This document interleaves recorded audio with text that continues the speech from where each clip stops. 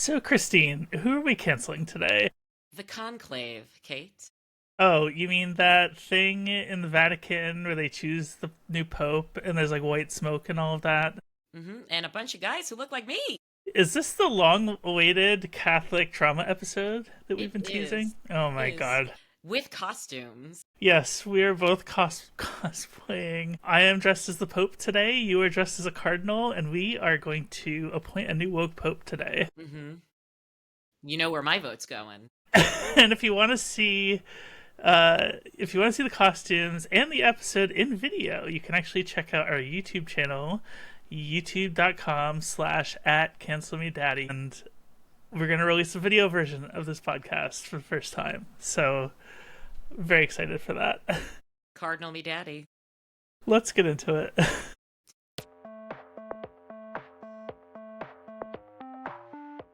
Hey everyone, I'm Caitlin Burns, And I'm Christine Grimaldi. and you're listening to Cancel Me Daddy, The show where we take a closer look at all the panic around cancel culture. with thoughtful analysis. And verbal shitposting. Oh, Christine, this is going to be so much fun. I know, we've been waiting a long time to do the Catholic episode. And then the I Pope like just died. I know, he just died, and it's like, oh, this is perfect. Yeah.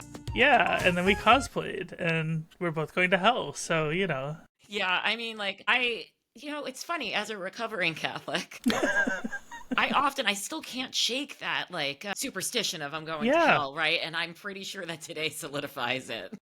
Well, you mentioned that when we were planning this episode. You're like, oh, okay, so yeah, this is, like, kind of serious. And I had a friend over earlier. One day a week I get together with local friends and we do a work session, and I was showing her this costume. She's like, that's so blasphemous. And I had a sudden like pang of like, oh no. But I was already going to hell because I'm one of them transgenders, so And I'm one of those abortion journalists. we didn't have much of a chance to begin with, let's be honest. No, I told one of the dads at daycare that at least, everybody fun will be there. It's true. Yeah. The better parties are gonna be down there. And it's gonna be warmer, so Yeah. yeah. I know, I still maintain, though, I think Jesus would have been, supportive of abortion rights and bodily autonomy. Do you think he would have stormed the temple in the name of the transgenders? Yes, I think that, it's funny, I'd say, I think he loved everybody for who they were, but I have also been referring to Jesus as, a nice, confused Jewish boy a lot, so it's kind of like the whole Messiah thing, I don't know if, applies here or not. That's really going to send me to hell. But I don't know. I've thought a lot about, especially as I grew up and grew away from the church, Mm-hmm.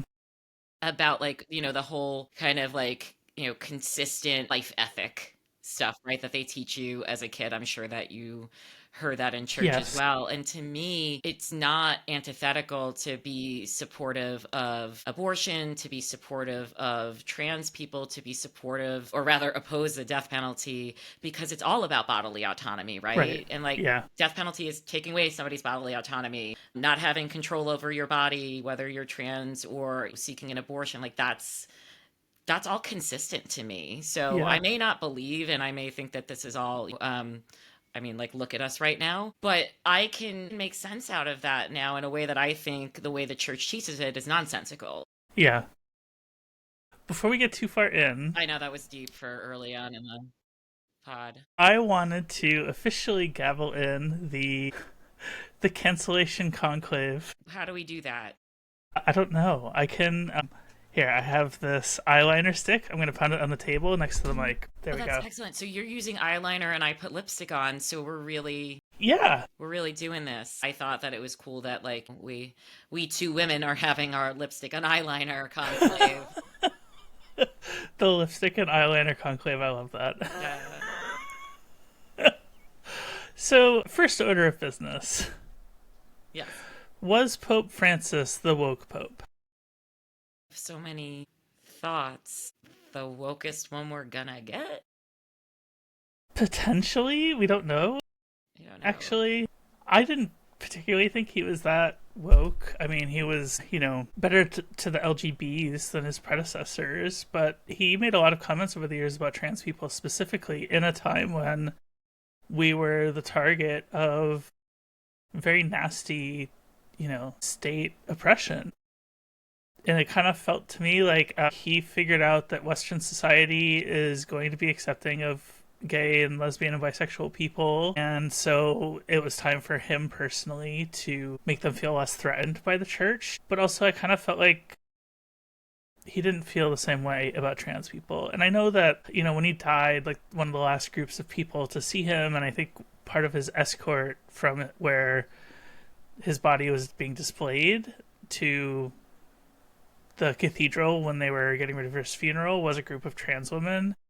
But that also felt icky to me that he did that, considering, he compared gender affirming care to a nuclear missile threat level to the family structure in his lifetime. And he made numerous negative comments about trans people and gender ideology, quote unquote. Which, by the way, if people don't know, gender ideology is a term that was created by the Vatican. In the English speaking world, it means like trans rights and supporting trans people, but it actually means different things in different parts of the world. In Latin America, it's like abortion access and feminism, and very similarly in Eastern Europe means the same thing. So it depends on where you are, like what gender ideology means, quote unquote. So I think we as English speaking Westerners need to be careful not to universalize our own terms.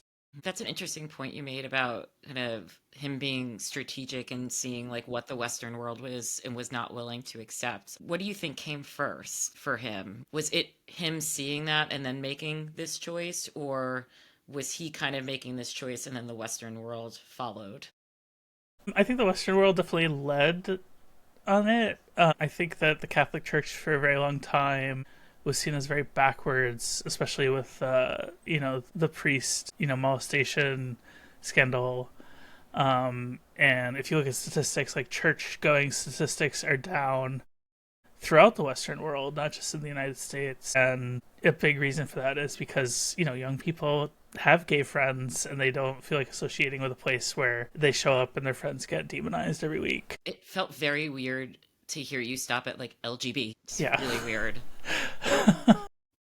Unfortunately, there's still a difference with much of society there. Yeah. And I feel similarly about him because what did he say about abortion and, of course, women who have abortions? Because that's a very narrow viewpoint that he had, clearly. He called it an agonizing and painful decision, which is not the case for everyone. Yeah. Everyone's decision to make with their bodily autonomy. And then this was the line that really stuck with me over the years, that the priest could absolve the sin of abortion for those who seek forgiveness with a contrite heart. And the contrite heart thing just really enraged me after when did I start covering abortion? In 2016? Like there's so much stigma in that statement and so much like I don't know, growing up Catholic, I already felt like real bad about myself all the time. And I can't imagine having that heaped onto me too. Like, Yeah. hey, you did this extra bad thing and I will forgive you, a priest via God. Right. Or God via the priest, if you come to me with a contrite heart. And it broke my heart for people who have abortions. Well, yeah, and keep in mind, like, this is an organization that shields priests from facing consequences for like way more heinous acts than abortion. I mean, I guess it depends on what you really believe about abortion, but it hurts me too because it's just I've had to undo so much internalized abortion stigma for myself. It's funny, I've undone it for everyone else in my reporting, but the Catholics, like, we're always hardest on ourselves at the end of the day. And for a really long time, and something I think I still struggle with too, is that like everybody's bodily autonomy is something to celebrate except for mine, and the thought of having to be even more contrite about that than I already am, it makes me sad and then just really, really enrages me. So that takes away from that like Francis Sparkle for me. The Francis Sparkle. Yes. Do you think JD Vance stole the Francis Sparkle and that's why he died? Yeah. 100%. If Ted, oh my God, I think I almost said if Ted Bundy is a Zodiac killer. If Ted Cruz is a Zodiac killer, JD Vance is the Pope killer. Oh my god. I loved that meme. That was so good. But having said all that, he was kind of a light for the world in an increasingly dark time in a way that I wasn't expecting. Like, he was a very consistent advocate for Palestinians. Mm-hmm. He, towards the end of his life, it was said that he was calling the parish or the church in Palestine, like the Catholic bishop, wherever that is, and I don't have the details, like every day to check on them. We'll link in the show notes, but yeah. Yeah, he's a very consistent advocate for ceasefire, permanent ceasefire. And for immigrants and people seeking asylum, he was a counterweight to a lot of the hate message that we're seeing throughout the Western European world, or, basically all of the European world. Don't forget that climate change, too. In the climate change, yeah. It's really interesting, like, the way that, like, the Vatican is very unique amongst religions in that, like, their country, kind of. Like, but they have a full diplomatic corps, right? So they're a non-voting member at the UN, but they, like, the Pope can come speak to the UN as a head of state. And you don't get that with other religions because they don't have the equivalent of the Vatican. So I feel like the Pope is kind of unique in that regard. Yeah, centralized power can help in some ways, and it can cause a lot of harm when there are structures to hide just like widespread child abuse all over the world. Yeah. Yeah. What do you think about the meme about Trump becoming Pope? Oh, I just saw. Did he really say that he could be Pope? No, Lindsey Graham said it. Jesus. Yeah. He's not even Catholic. Like, no, he's not. Lindsey Graham has given up his soul a very long time ago, if he had one to begin with. He's got his back blown out. Excuse me? Yeah, I said it. Okay.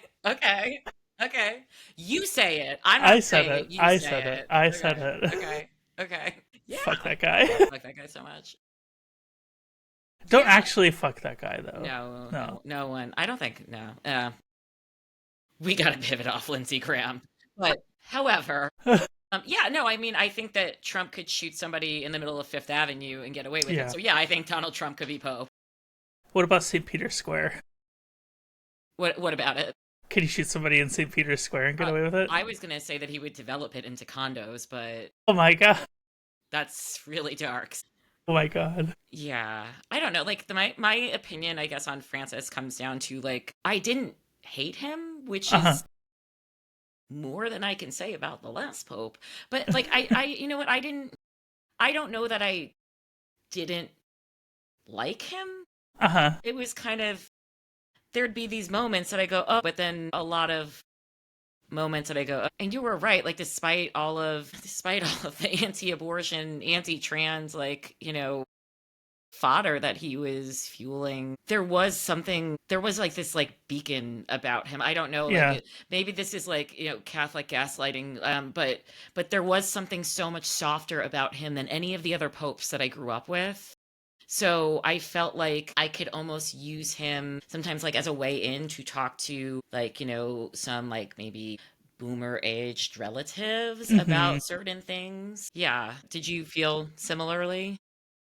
Well, at this point, I'm so disconnected with the Catholic Church, and my family's not religious anymore. So, yeah, he didn't really come up with that. I appreciated the memes, though.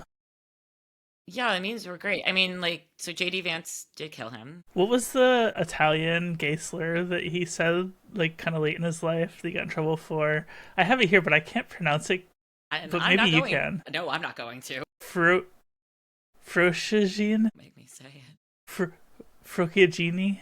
Yeah, something like that. Okay. I mean, my Italian would end up being, like, New York Italian, so it would Yeah, like, it wouldn't, like, it would come out like mozzarella instead of mozzarella. So, like, I don't know how to pronounce that. Well, I want to thank Francis for bringing that word to my attention because it's fabulous to me. Like, it's kind of a great word. I don't think he meant it in a bad way. Okay, so according to NPR, this word is a highly offensive slang term in Italian referring to gay men and gay male culture. And he was talking about... Was he trying to say he loved them? No, he was talking about there was a discussion of the Vatican about whether to admit gay men to Catholic seminaries in preparation for the priesthood. And he disclosed that he was opposed to the idea, saying there was already too much, whatever this word is, which I'm guessing translates to like faggotry. Yeah, okay, like let's keep deducting from that good feeling about Francis I had for a second. We'll go down. First of all, the thing that came to my head when you said more gay men to seminary was like, bitch, don't you know Yeah, I know. that? And then also just like how many priests and popes were like married or had like, I don't know, many Italian peasant women like at their beck and call. Yeah, Like, through history. yeah, everybody's fucking. Which It's could true. also be the name of this episode of the Conclave. Everybody's fucking. Forgive me, Father. Panic at the conclave. We're a meme now. It's fine. Cancel me, Daddy, for I have sinned. Yes, I can't wait for that to be. Oh, we haven't mentioned No, that. we haven't. Maybe we'll keep that to ourselves.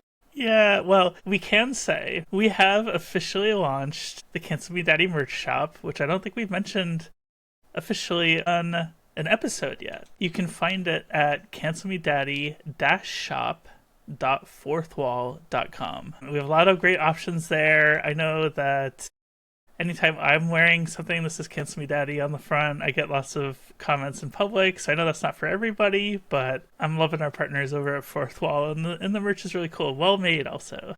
Yeah, and Kate really, spearheaded this, so thank you. We have stickers, mugs, hats, shirts, all kinds of good stuff. They'll be much more breathable than this polyester fabric. Oh my god, I am dying in this. I have 2 layers under here. Wow. Because I have like the arm thing and then the vest. Yeah. No, I just have my little little sashy sash. Oh my god, that's so great. Yeah. So what other memes have you seen Oh god. that you've enjoyed? That was the big one. I like the JD Vance murdered him meme. That was kind of funny. Mm-hmm. Just because did you see the Mary fuck kill with JD Vance, and it was a couch, his wife, and the Pope. I did see that. That was a good one. The show notes are being so good. Yeah. So Christine, kind of curious. We've hinted at this over the time that we've been co-hosts, but we're both Catholic. You're famously New Jersey Italian, and I am famously New England Irish Catholic. That's two very those brands have big personalities. We are traumatized, let's just say. I haven't gone to church in 20 years, and I still feel guilty about everything. I went to a dear friend's funeral last year, Mm-hmm. and she was like kind of like Catholic light, I'd say, Yeah. and supported abortion rights and was fairly progressive, and so I think that she would have supported the fact that in between the mass and leaving, I saw a bunch of anti-abortion pamphlets Mm-hmm. in like the church vestibule, and I shoved them all into my husband's pockets. Oh my Like, god. all of them, like one of each, like so that I like as research to see like what they're saying now. He's like, what That's the fuck are you? incredible. He's like, what the fuck are you doing? I'm like, no, she would understand this. Was That was that the the last time I was at mass. So That was the last time you went to Mass? Yeah, I was that going to ask. last year was the last time I went to mass. Last time I went to Mass had to have been almost 20 years ago? Probably 20 years ago. Maybe not that much. Maybe 17 years ago. I went to a wedding at a Catholic church with my ex. And that was the last time I went to a Mass. I think. I could be wrong. And this was before you were openly Before trans. I transitioned. Yeah. I wrote a piece last year for MSNBC. We'll link it in the show notes, but it was a more personal look into my Catholicism. But what I miss the most is the community part of it, right? Like growing up, most of my friends went to the same church as me. It was a good time to see them, like not in the school setting that we typically saw each Did other. you go every Sunday? Just about, yeah. Me too. My dad was a Easter and Christmas Catholic. And so it was usually my mom and I. It was trouble when my brother and I went together because we would just sit there and gossip the whole time. Yeah. We'd make fun of I don't want to say it. We had a choir director. His name was Steve, and my brother called him Gay Steve. Jesus. Yeah, I didn't know what that meant at the time. I was like 8. I hope Steve is living his best life I think he's still close to the church. See, that's the thing. I do say, oh, Jesus, and fuck a lot. So, Yeah. yeah, No, I say Jesus Christ. a lot Yeah. on this podcast, both of us. No, you don't I say. don't say that. No, I It's I funny. wouldn't say I was very religious, but it seeped in the culture around me, right? And then I got confirmed in the summer of 2000. 2000? Was it the summer of 2000, I think? Or 2001, I couldn't remember. But right around then is when the Catholic priest scandal broke, when the Boston Globe reported it. And I lived in New England, so the Globe was like our regional paper. So I think that was kind of when I was like, okay, this isn't going to be a big deal in my life. And I think that was true for a lot of New England Catholics. Yeah, I've only seen the movie, but the disillusionment, I would imagine, would be really widespread. Yeah. Or the doubling down. By movie, you're talking about Spotlight. You mean Spotlight? Spotlight, How am I doing on that? better than Mark Ruffalo's overacting.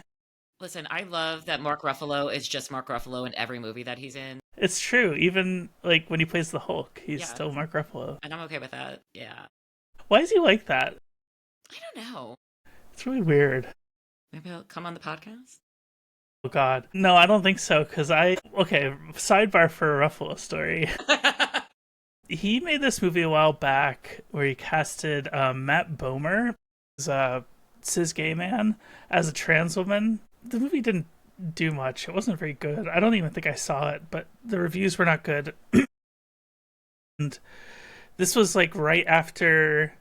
This is a couple years after like Eddie Redmayne and the Danish Girl, when all of that controversy, and 2 years before that was Dallas Buyers Club. Yeah. With Jared Leto playing, or Leto. Is it Leto or Leto? I don't really care. I don't like him anyway. No, and there's also like allegations of him Yeah. like in young girls. So it was right around that time, and like we eviscerated Mark Ruffalo on Twitter, and he was fairly like active on there, like because he's kind of political. yes. And he put out this tweet where he was like, trans people, I'm getting woke to your experience. So for years and years and years, me and my trans friends, like, we'd go out and we'd get like tacos, and they'd be like, how's your taco? And I'd be like, I'm getting woke to this taco experience. That may be like the greatest tweet I've ever heard. It was so good. It was a full-on meme on trans Twitter for years. Like, I still see it pop up every once in a while. I'm like, oh my God, that's a throwback. That's like the more mainstream meme of like him and like Olivia Wilde and I think Michael Moore, like they're all like singing for America or some shit. Was that during the pandemic? No, this is another meme. No. Yeah, I think it was during a protest. I will find it and I will put it in the show notes. Well, I hope that he's becoming woke enough to the trans experience to never make a movie like that again. Yeah. How did we end up on this topic, by the way? I don't know. Well, Spotlight. Jinx. Yeah. Well, what was it like being there and like all of these stories coming out every day? It was kind of a wild time because right around that time was when the Massachusetts Supreme Court like made marriage equality the law of the land. So it was all, and then 9/11 too was right around then. So it was like the New England that I grew up in after 2001 was just completely different. Yeah. In so many different ways. The 9/11 hijackers connected through Boston. They actually started in Maine. So there's a big New England connection there as well, which is why the Spotlight team had to take their eye off of the priest scandal to report out the hijacker stuff. You see a little bit of that in the movie. So, yeah, it was like a bunch of really big shocks all in a row. That was also around the time when UMass basketball fell off the face of the planet. That, too, was sad. Equally sad, actually. I'm sad for you, my child. I'm sad for you. I'm kidding when I say equally sad. Any discussion of Spotlight has to have the caveat that, well, Liev Schreiber as Marty Baron was right to go after the systems, and also Marty Baron became a huge disappointment at the Washington Post. Yeah, what a huge dickhead he turned out to be. Truly. Yeah, like so you can like, go after the Catholic Church as a system, but like you can't go after like systemic sexual harassment or like take your own reporter off a beat because she was sexually assaulted. Go fuck Yeah, yourself. it's interesting that I believe the four reporters on that spotlight team that were in the movie were all Catholic, and he found it fine that they were reporting on the Catholic Church. But then later on, he said that Felicia Samnez couldn't report on sexual assault because she had personally experienced it. So it's interesting how the standards are doubled and tripled up. Interesting is a word. Yeah. This is a diplomatic word.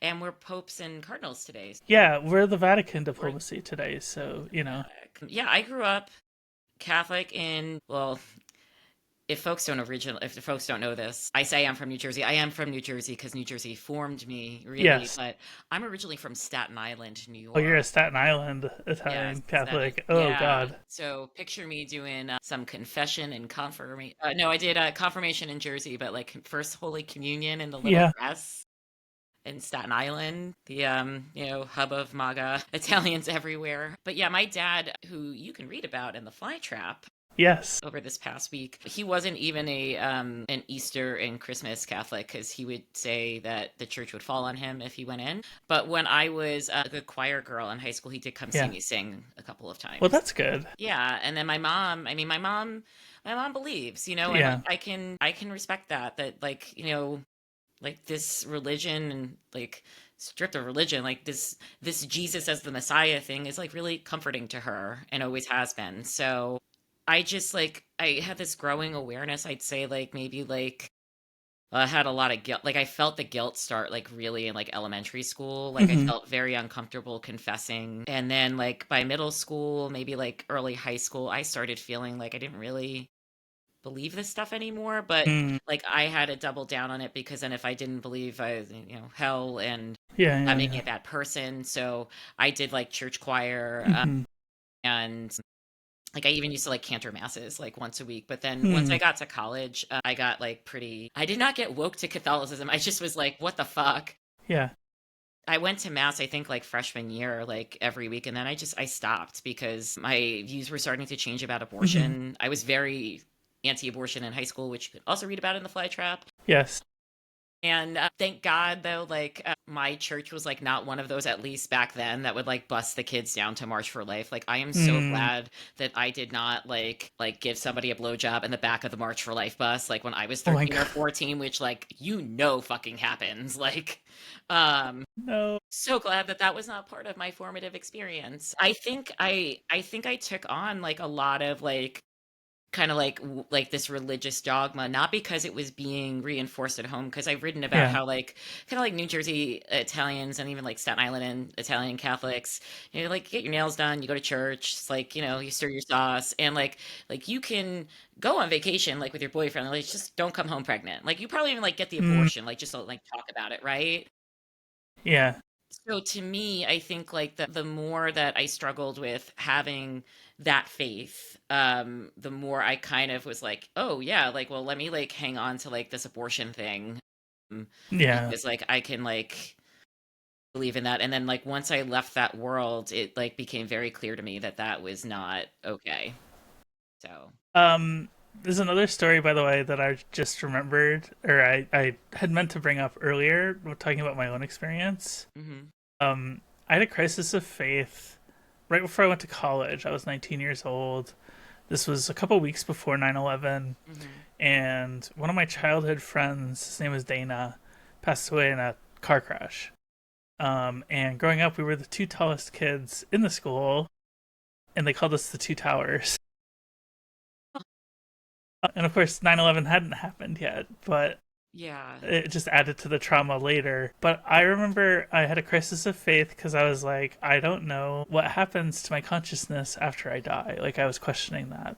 Yeah. And I went to see my priest. I actually went back to my childhood priest from my original town, who I knew a little bit better than, because I moved before high school. And I had a meeting with him about it. And he looks at me and he's like, well, And he explained what Catholics believe about the afterlife. And he goes, well, if there is no heaven, then Catholics are the world's biggest fools. And I was like, yeah, that's not selling me on this. Like, I think I'm kind of done with this. It's so weird that he's like trying to reason you into faith. Yeah. So strange. So you had that, and then you had the scandal, like, a year later. And yeah, I just didn't really go back to church ever again. Well, you talked about, going to mass every week. What was that like being trans and going to mass every Well, week? trans people weren't really on their radar at the time, but Yeah. I do remember. Just like with your consciousness, even like Yeah, maybe growing awareness of yourself, or maybe not having that awareness yet.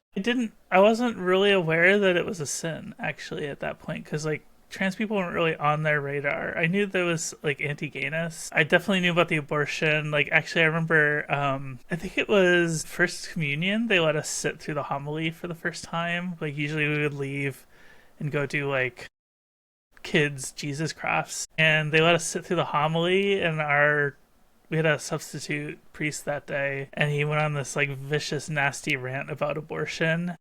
And my dad was actually there. It was one of the few times my dad actually went to the church, and he was, like, pissed. He's like, why was this the homily on the day when all the kids are there? And looking back at it now, I can see why it would be the homily when all the kids are there, because that's the message they want to scare the kids with. But yeah, that was kind of a wild story. Yeah, that's... But no, I didn't really sense it. Like, that you wouldn't belong here anymore? Or yeah, like the Catholicism and the transness never really clashed. Although, of course, later in life, I hadn't been to church in years, and I'm, like, thinking about transition, and I still feel guilty about it because of the Catholic guilt. The Catholic guilt is something. I mean, like, my spouse and I talk about, like, his Jewish guilt, but I'm like, you got that, but, like, I got Jesus on top of it. Well, Jesus was Jewish. Yes. So technically that's also Jewish guilt. Wow. What a podcast. I like this. We are definitely going to hell. So, like, apparently, like, Jewish people don't believe in hell. Although my mother-in-law says that there can be a special hell for the entire Kushner family. Oh my god. She's like that's okay. So everybody's, like, making up their own, like, little policies and stuff. You know who I think should go to hell? No, please. JD Vance. Oh yeah, if there's hell, he should. But then he's gonna, like, ruin our party. Well, that's true. He's like a convert. Yeah, let's talk about converts. Why are there so many people converting lately? Tradcath bullshit. It's funny because, like, you had put in our little discussion notes that, like, this trend of, like, evangelicals converting to Catholicism. And when I was a kid, I must have been, like, I was older. Okay, so I was in middle school and we had already moved to New Jersey. Mm-hmm. But for some reason, we knew somebody who invited us to his church back on Staten Island. Mm-hmm. And it was, like, one of those, like, evangelical mega churches. It was, like, for a Christmas play, right? And so, like, we went to this Christmas play, and it was like, oh, this is nice, like, Christmas play, blah blah blah. And then we went to, like, another play. And this play was, like, basically people, like, different scenarios where, like, people would be talking about, like, horrible things that they did, and then they would talk about, like, whether or not they believed in Jesus as, like, the savior. And, like, somebody could have done something really horrible and then, like really, like, killed somebody, like, whatever. But as long as, like, their last words were like, I believe like Jesus is the Messiah or whatever. Oh god. So then they would die. And then, like, they would go up to, like, the pearly gates. And if they went up to the pearly gates and they believed in Jesus, they got into heaven. And if they didn't believe in Jesus, like, if they had said that, like, in their, like, last thing, like, no, like, not really too sure or whatever, they would go to hell. And, like, there would be, like, this, like, dramatic music and shit. So, two things. A, this made me, like, actually glad to be Catholic. Because I was like, never again. I was like, what the fuck is this? Yeah. Like, because evangelicalism was so, like, so foreign to me. And I remember asking somebody who worked at the church, whether it was a minister, like, I had a really good friend at the time who was Muslim, and I said, like, well, she doesn't believe in Jesus as the Messiah. So, like, like, in Catholicism, at least in, like, the churches I went to, like, they didn't make a big deal about that. But, like, this guy told me my friend was going to go to hell, and I was like, bye, I'm going I'm going back to the Catholic Church. Yeah. I'll see you later. What the heck? What is this, Yeah, Dante's Inferno? seriously.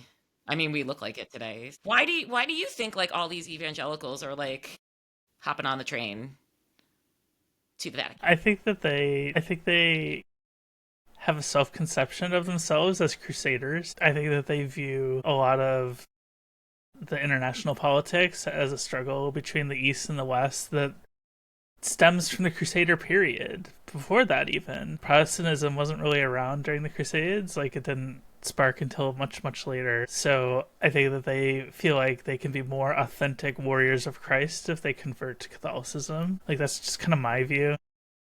That's no, I totally see that, and I think that's so interesting. I remember reading in Talia Lavin's book about how the evangelicals like see the Catholics as like, I don't know, heathens who are like obsessed with like theocracy and stuff. I don't know, but I Yeah. can also see I them mean, like getting really into the candles and shit and being like, yeah, like let's do this. yeah, I mean, like converts will be like, I don't agree with the Second Vatican Conference when they did this, that, and the other thing, and like Cradle Catholics are like, yeah, man, who cares? Who gives a fuck? For Cradle Catholics. Have you never I heard never that term before? know. Oh That's awesome. my god! That's so good. Oh my God. Yes. As a cradle Catholic, I think these adult converts who have never been like in second grade, like sitting down for their first confession and Yeah, like wondering like if they're going to go to hell because like they heard that like touching themselves is bad, but like it's so bad that you can't confess that to the priest yeah. because like yeah, no, you got Do you remember your first confession? I think it was that. That you touched yourself? Yeah, and I was like really, really afraid to tell the priest because I knew it was like so like bad. And it was so bad. And that guy became a Monsignor. My first confession was I was mean to my teacher one time. Well, that's also And really so I had to bring the teacher an apple and then say 10 Hail Marys. Apple. That's kind of nice. Yeah, But I mean, did the teacher kind of deserve it? I don't remember. Yeah. It was not nearly the worst thing. Like, I almost confessed to wanting to be a girl, and then I was like, something told me that would be bad. Yeah, when I never actually told the priest I touched myself, I just kept saying I did something so bad I can't tell you. And he kept like pressuring me to like tell him. And like, yeah, and like if I was an adult who heard that, like I would be like concerned for the child, not like Yeah. and also like touching yourself is not a sin, everyone. Actually explore your sexuality. You know Wait, what's really funny? I'm waving my We, cardinal arms as I'm like, explore your yeah, sexuality. so as you're doing this, a cardinal literally just landed on the power line outside my window. Look I'm at with, the bird. I'm with you, my child. Yeah. So we officially have a quorum for this conclave. That's great. Two cardinals will elect you. But wait, I wanna not before we elect you. Yeah, yeah, yeah. I want to talk about my least favorite convert. I'm just gonna Who's slide that in this? there. That would be Liz Brunig because you cannot be a democratic socialist or a progressive and not support bodily autonomy, Yeah. abortion. You cannot. You cannot.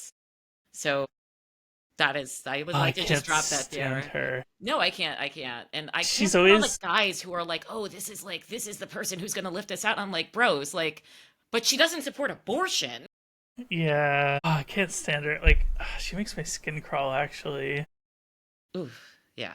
Yeah. She's always like taking oblique hits at trans people as she's like ranting about how like women should be barefoot and pregnant at all times. Oh, she hates trans people too? This does not surprise Well, me. she hasn't come out and said it, Right. but there's like oblique little comments that the unsavvy don't even register, and the people who understand it are like, yeah, I know what you're doing. You're not slick. So just, everybody beware. That's Yeah. all I'm saying.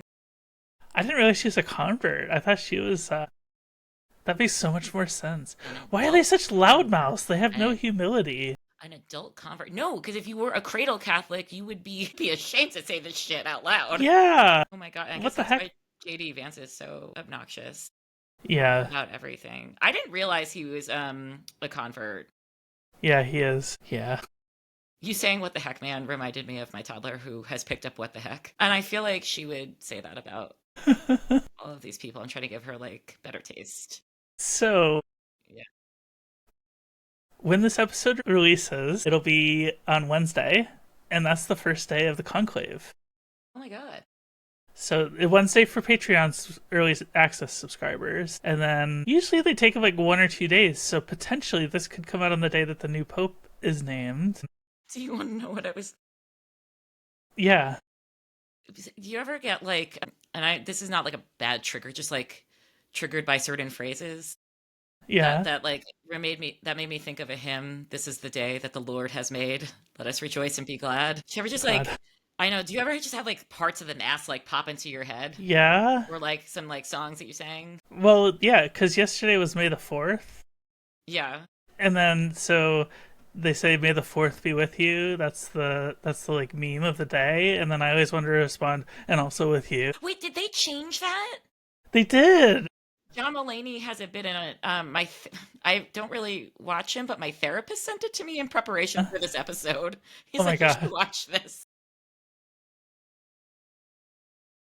You talked to your therapist about making this episode? I did. I love that. Yeah, because he's half Italian Catholic, half Jewish. So like, Okay. he got really like, Yeah, he understands yeah. it. Yeah, I was like, we're gonna go elect a pope, and I'm gonna be a cardinal. He was like, cool. So, yeah, so the conclave is going to be happening, like, basically right as this episode releases. So, when this episode comes out, it'll be right in the middle or right at the end of the conclave to choose the next actual pope. And as you know, one of the, hit movies of the last year has been Conclave, which, like, they kind of struck gold with their timing. Do you think they were like, this pope is old? Let's see if we could like... I don't know. I want to say it like Spotlight, like conclave. Conclave, the spotlight, conclave. So, I'm kind of curious. I want to go down 2 different tracks here if we can. I want to talk a little bit about the movie. Mm-hmm. Maybe we don't have to spoil it. Well, I mean, there is a new pope at the end, so... There is a new pope at the end, but, that's what the movie is. It's like the Titanic, it's coming. That's a really apt metaphor for the Catholic Church. But I also want to talk about, like, kind of the future of the real Catholic Church. Sure. Because I think that movie did a great job of, like, positioning the interests at play in an actual conclave. Because there is, like, a liberal sort of Jesuit side of the Catholic... It's not cardinalship, but, like, like there's like an institutional struggle for what direction the Catholic Church will go next. And Francis certainly set out a more progressive tone than his predecessors. Because he was a Jesuit. But there are certainly people who want to take it into a more fundamentalist direction. Like, what are your thoughts on where the actual church is going to go? Do you think the movie was representative of some of the discussions that we'll be having over the course of this week? Yeah, I think so. It's hard to imagine. Like, I really enjoyed the movie. It's hard to imagine kind of a liberal faction of cardinals, even the Jesuits, within that conclave, because it comes under such limitations, right? It's like maybe some LGB, maybe some as a Stanley. You're closeted, though. Yeah. No, but like I think in the movie, like Stanley Tucci said, like, let's be Stanley Tucci as an impeccably tailored cardinal. Yes. I think he said, like, let's be less mean to gay people and let's, like, let people have birth control. Like they didn't touch... I don't think they touched abortion at all. No. And that's the thing. Like, it's always going to exist, like, within these parameters. And I mean, to be fair, these parameters have moved over the years because I don't think that there would have been a discussion about, like, LGB or birth control. And I'm like, wow, I got, like, moving the hands. Maybe, like... 10 or 20 years ago. I don't know. Yeah. But it's not enough for me. And I don't know that it's hard to like picture it like in real life. Like I can picture it in the movie because it's a movie, right. But it's hard to picture that happening like right now. Yeah, I mean there's nothing that'll happen from the next pope or even the pope after that would bring me back to the church.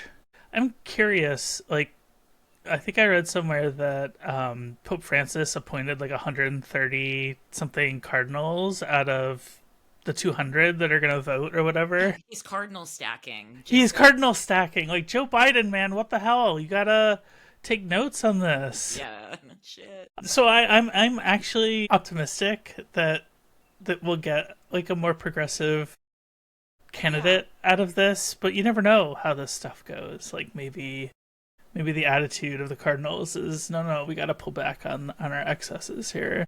Well, we've talked about, especially in our like post-election episodes, about kind of like this like global rise of fascism. Mm-hmm. But it also it seems to be that like the first like 100 days and counting of Donald Trump have made a lot of countries that could have gone to the right wing go, maybe we should reconsider. Yeah. So if that happens in this conclave, kind of like the backlash to the backlash, like Donald Trump being the backlash to like progressivism, to racial justice, to Barack Obama, to so much. If we're gonna get like a backlash to like neo-Nazi white Christian nationalism, like fine by me. Like hope they pick a better pope than that. Yeah, I mean historically Catholics do not have a great track record with fascism. Yeah, the like whole little Mussolini thing. The Nazi Party started in Bavaria, which is like the predominantly Catholic portion of Germany.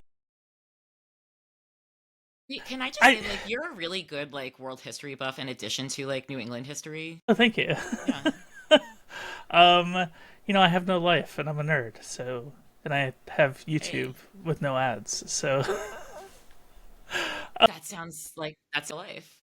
But I also can't see a future, like, the Catholic Church is deeply enmeshed with the far right in Europe, especially. And I think there's an American element to that because they all work together. They all go to the same conferences. But, like, the Catholic Church hosts, like, far right political conferences. Or if they don't host, they send representatives there. Like, there's high ranking priests and bishops that go to these things in the Italian Alps or, somewhere in Austria or like Poland, right? Yeah. Oof. Yeah. Oh my god. So, like, I have a hard time picturing a world where the church doesn't still occupy a similar role under even a new pope. Like, because those things still happened under Francis, right? Yeah. Yeah. He never put a stop to it. Yeah. The pained look I had was me remembering that Roger and Carrie Severino are Catholics, and I will link to that story in the show notes. Yeah. Are they converts? Do we know if they're converts? No, and that's what I need to look up. Okay. This cardinal is very curious. But I've written about them because Roger Severino was just the architect of anti-trans destruction under the previous Trump administration. Yes. And Carrie Severino is the public face of the Dark Money Judicial Crisis Network. Yeah. So they put her out in front so that there could be a nice, palatable white woman doing that. That's the group that ran all those ads, like, defending Kavanaugh during his confirmation hearing, and Gorsuch, and Amy Coney Barrett as well. And, the New York Times had this, like, this is the hard part about being a freelancer is sometimes, like, you have a good story idea and it takes you, like, months or like a year to land it, and or it gets killed a different publication, whatever. Like the New York Times had this puff piece about them, just basically like, oh yeah, like we don't discuss politics with each other, and also like, yay, Roe v. Wade's been like overturned. Yeah. And it came out before my piece about them that I've been working on for a long time, which was like, hey, these two people are working two different angles, the judiciary and the administrative, federal branch, which actually now is just like crumbling into the abyss. Yeah. To devastate like your civil rights, your bodily autonomy and stuff. So yeah, like there are a lot of, now that I'm thinking back to the first Trump administration, the evangelicals got him there, as like Talia's book has said, but like there were so many Catholics in that administration, like so many. I even think like the guy who tracked the periods may have been like the period tracker guy. I think he was. So, and I will confirm that. Yeah. But yeah, like it's an alliance, as you described earlier. What were your thoughts on the movie? I thought the movie was pretty fun, actually. I liked how campy it was. It was campy. The sets and the costumes were incredible. It was well acted. I thought the dialogue was well written. I actually don't feel like spoiling it now. Okay. What are your thoughts on that? I think we don't have to spoil it. We're running low on time, so that would be a whole can of worms to open. What do you think you can speak to what you thought about the thing that we won't spoil? I thought it was a little hammy. Okay. I think that the filmmakers thought it would be a more impactful thing. Hmm. Like, I kind of like finished the movie, and my first reaction was kind of like, and I loved the movie, don't get me wrong, but Hmm. my first reaction to the conclusion was kind of like, they really thought they did something there. Yeah, similar reaction. Because, like, even, like, also in real life, the new pope is not an absolute. Okay, there's a difference between doctrine and actual practice. And in doctrine, the pope is absolutely infallible because he is the spokesperson of God. Like, God speaks to the pope, and the pope speaks for God. But in practice, the church is an institution, and it's a bureaucracy. And I don't believe that one pope can just snap his fingers and it's always going to be him because that's the rule. But snap their fingers and make the Catholic Church woke or whatever you want to Yeah. call it. I think that they are a figurehead and they have a lot of influence and they're the head of the bureaucracy. So if there is reform that needs to happen, like they are a very strong advocate for it, but I don't think they can just Yeah. absolutely change everything. Yeah, and that's something we didn't address. I don't know. Sorry, I didn't. Yeah, so like I got to the end of that movie and I was like, yeah, great, they elected the new pope, and it was like a cool story of how the conclave came together. But like, what is that pope actually going to be able to accomplish? And maybe that's just me being a dumb pundit. I liked the wheeling and the dealing the best, and the Yes, like anything with like Stanley Tucci and Ray Fiennes looking like they did. yeah, And like when Stanley Tucci is like, "And what would your pope name be?" Very hot. Didn't think I had that in me, but I had to watch that Fleabag show with the Hot Priest. yeah. No, I was gonna ask is I think the one thing we didn't really address, and I don't know how far Francis took this reform, but like how he dealt with like all of the widespread child abuse in the church. Yeah, he didn't do great. Transferred people to the Vatican, which is how Cardinal Law got away. Yeah. Continues to be a problem. Of course, during his tenure, we learned it's not just a Catholic problem. It's pretty much an all religion problem, but it's Yeah. especially a problem in Christianity. I don't have much hope for the next pope being able to fix that either. Yeah. I do hope they pick the best one we can get. Yeah. And I would recommend the movie. Yes. It's enjoyable. If a bit hammy, it is very enjoyable. It's a good time. Also, you learn about like the process of what's happening in the news this week, which is a really Hmm. rare opportunity for especially a recently produced movie to match up to that. Yeah, if you haven't seen it, I would recommend going out to see that. Maybe like make some conclave themed snacks. Okay, so Christine, last, what would a conclave themed snack I be? don't know, maybe something with like dry ice. Like wafers Oh, yeah, like a little Nilo and wafers and and wine? sounds great. Like, can I go have that? Do wine and cheese Yeah, with crackers? yeah, Yeah. yeah. And then like you could do like different color like dry ice, you know? This is the body of Christ. This is Yeah. the cartilage of Christ. This is Amen. just the cheese. So we have convened this cancellation conclave to name the woke pope. And I vote for the woke pope. Which and who is that? Well, I have to ask you, my child, what would your pope name What be? would my woke pope name be? Yeah. Because I'm voting for you, obviously, but I need to know, like, what your. All right. Deep lore cut on Katelyn here. My confirmation name was Isaiah, so I'd be woke Pope Isaiah. And the backstory on that is, I only chose Isaiah because there's a basketball player back in the day called Isaiah Thomas. Excellent. So I was like, oh, I could troll people and just be Isaiah. That's cool. So Mine was woke Pope Isaiah Thomas. Turns out he's actually a piece of shit human being. So yeah, we can just call you the woke pope. just call me the woke Pope. Am I the wait? Yeah, I'm the woke Pope and the cancel Pope.